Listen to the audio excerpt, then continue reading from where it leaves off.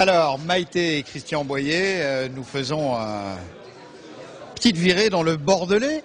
Plus exactement où, Maïté, où est votre domaine de Barsac? Alors, Barsac, c'est peut-être moins connu que l'autre nom? Que Sauternes, c'est vrai, mais enfin, on associe 5 communes qui appartiennent à ce que l'on appelle le Barsac-Sauternes ou le Sauternes-Barsac, voilà. Et donc, nous sommes dans le sud Gironde et proche de Langon. Nous sommes sur l'autoroute qui va sur Toulouse, donc il n'y a pas de problème pour nous trouver. Sur la 113 aussi, le long de la Garonne, et nous bénéficions d'un petit affluent de la Garonne qui s'appelle le Ciron et qui nous amène des brumes matinales en septembre, qui nous amène de fameux botrytis, et ce qui fait la particularité du Sauternes. Le botrytisme. Alors, je crois que votre mari va nous en parler tout à l'heure. Vous nous parlez comme une géographe. Quelles sont les caractéristiques de ce terroir?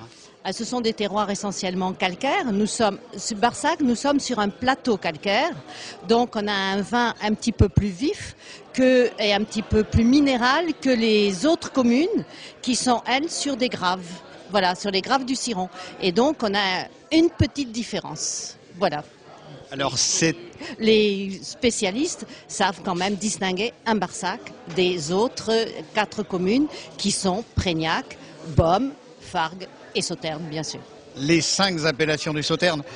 Alors, Christian, le Sauternes, on va parler un petit peu plus côté vin cette fois. Les cépages du Sauternes, on le rappelle.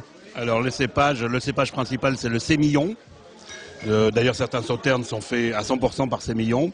Mais il est très intéressant en fait d'assembler 3 cépages. Le fameux sémillon, le sauvignon, qui peut avoir jusqu'à 20-30% dans l'assemblage, et puis la pointe de muscadelle, qui est le dernier cépage qui permet d'amener le fruit et la fraîcheur. La pointe, quelques pourcents ou plus?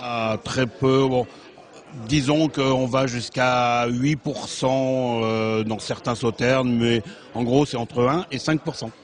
Alors, le domaine Sauternes-Barsac, le vôtre, celui de Maïté et Christian Boyer, quelle superficie et quels sont les vins que vous produisez? Donc le château d'Estanques est en fait une micropropriété, puisque nous faisons 2 hectares, nous produisons 6000 bouteilles et nous avons en fait une activité qui essaie de réunir à la fois la production, la vinification et la commercialisation. Quand on a 2 hectares, on peut voir le vin depuis le pied de vigne jusqu'au client final.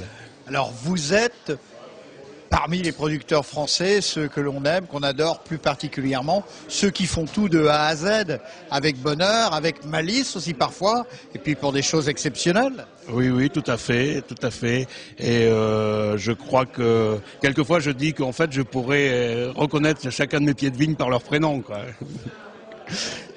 Alors, comment définit-on ce Sauterne? Maïté nous parlait tout à l'heure du botrytisme. C'est un petit peu la caractéristique qui fait que ce vin devient à la fois, comment dirais-je, sucré, moelleux, un peu alcoolisé, tout à la fois? Tout à fait.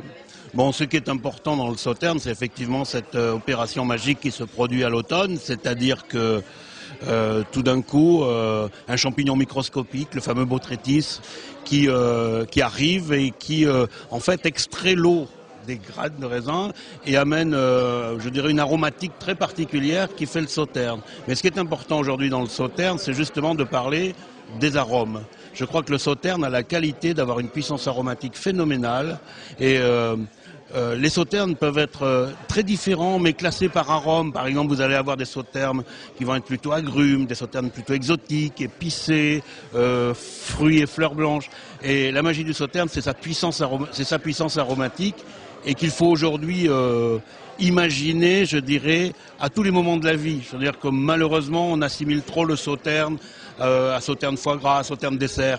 Et les Sauternes tels qu'on les fait aujourd'hui, avec de la fraîcheur, de la vivacité, c'est des Sauternes qui peuvent se boire à toute occasion sur tous les plats que l'on peut imaginer en entrée, avec même des poissons. Il y a des choses fabuleuses à faire. Alors Christian, si j'ai bien compris le message, arrêtons les clichés.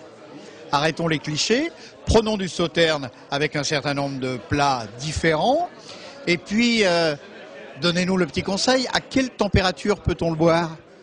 Alors le sauterne, bien sûr, doit être bu frais, mais globalement, il faut surtout pas qu'il soit trop froid, parce que trop froid, et vous allez plus sentir les arômes. Une température? Donc il faut le boire à, je dirais, 10-12 degrés, c'est bien. Alors l'avenir est en marche. Maïté, le mot de la fin.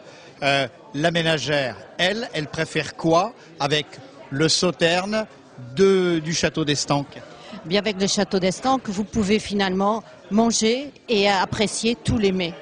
Celui que vous appréciez, vous, Maïté, plus particulièrement? Moi, celui que j'apprécie, j'aime bien les viandes blanches avec le sauterne. Voilà. En sauce?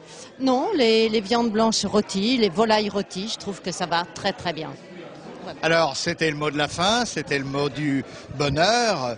Barsac, Sauterne, Sauterne, Barsac. En tout cas, des choses exceptionnelles. Merci, bon appétit, large soif, avec modération cependant.